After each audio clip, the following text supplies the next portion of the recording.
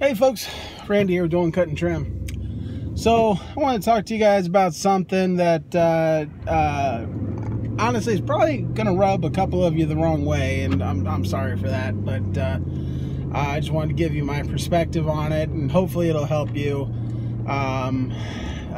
because this was an issue I had, and I corrected it, and anyway.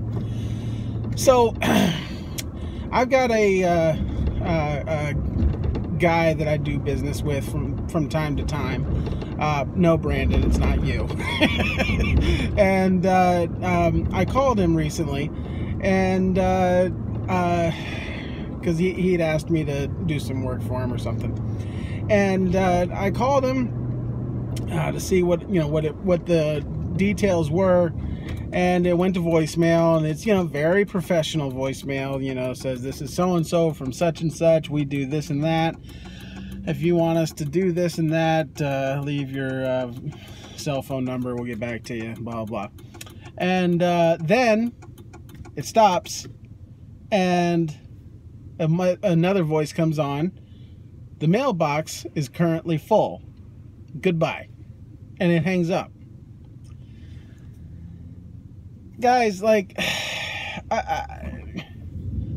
if you're letting your mailbox fill up and you're not addressing it, you're telling me, your prospective customer, you're telling me a couple of things. First off, you're telling me you do not check your voicemail, because I'm sorry, dude, I'm sure you're busy, but you're not so busy that your voicemail is completely full from you checking messages this morning. If your voicemail box is full, it's because you don't check your voicemail. So if you don't answer the phone, the first thing you're telling me is you don't want to hear from me. The second thing you're telling me is that if by some chance I do get to am able to leave you a voicemail, you're probably not going to listen to it. And so it makes communicating with you really, really difficult, or honestly kind of hopeless, because if I call you and it goes to voicemail, I'm like, man, that guy, there's no point even leaving a message. I know he's not going to listen, and it puts a bad taste in my mouth, and it makes me not want to deal with you. Now, I understand I'm 31 going on 45. Wait a minute, am I 31? I am 31. I'm 31 going on 45, and I'm old in here, and whatever. I understand that, but I'm just telling you, man, there's a lot of people that think the way I think when it comes to this issue. And when you are letting customers go to voicemail, I understand that, been there, but when your voicemail box is full, very, very, very unprofessional. Even if you're not going to respond to voicemails, you need to keep that thing open so that you don't have that standard cell phone voice coming on saying the voicemail box is currently full. Goodbye, because it's not like it's a polite message. I mean, even if you're not going to respond, if you're not going to listen to your voicemails, at a minimum, utilize a VoIP service like Google Voice, where you get unlimited voicemail storage, and that way your customers aren't going to get exposed to the perception of your lack of professionalism.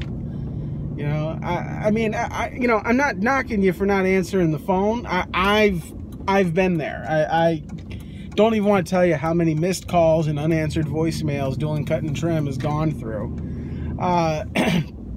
So I understand.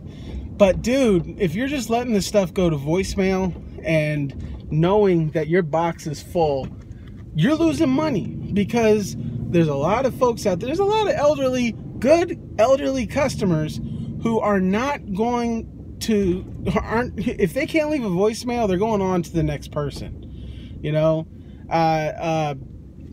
Excuse me. I have a lot of elderly customers. Actually, I would be one of these people if I was your customer.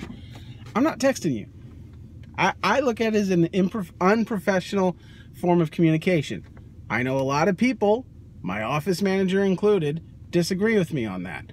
But that's how I see it. I don't see it as a professional means of communication. I'm not going to communicate with you that way. There's a lot of customers that aren't going to communicate with you that way. Like in my circumstance, what I did is in our voicemail, I said I'll do my best to get back to you, but honestly, the best way and the fastest way to get a hold of me is through our website, duelingcutandtrim.com, blah, blah, blah, blah, blah. You know, and a lot of customers, they did just end up doing that. But, you know, when your voicemail box is full, man, honestly, this guy's mailbox being full really kind of triggered me. So, this whole thing. If your voicemail box is full, dude, I mean, come on, man.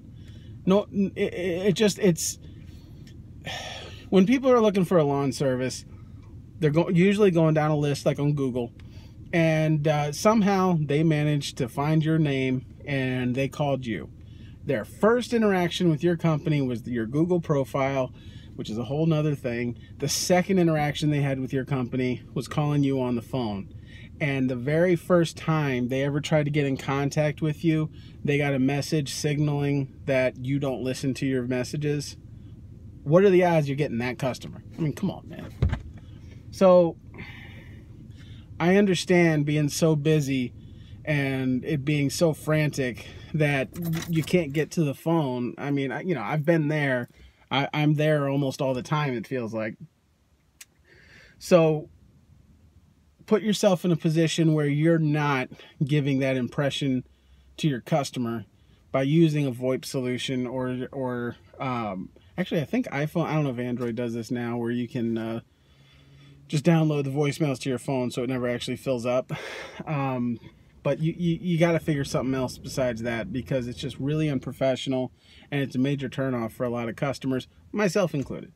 So I just wanted to pass that on to you guys. I hope it's helpful to you. Hope I didn't hurt your feelings too much. And please don't fill my thing up with like, oh, text messaging is not unprofessional.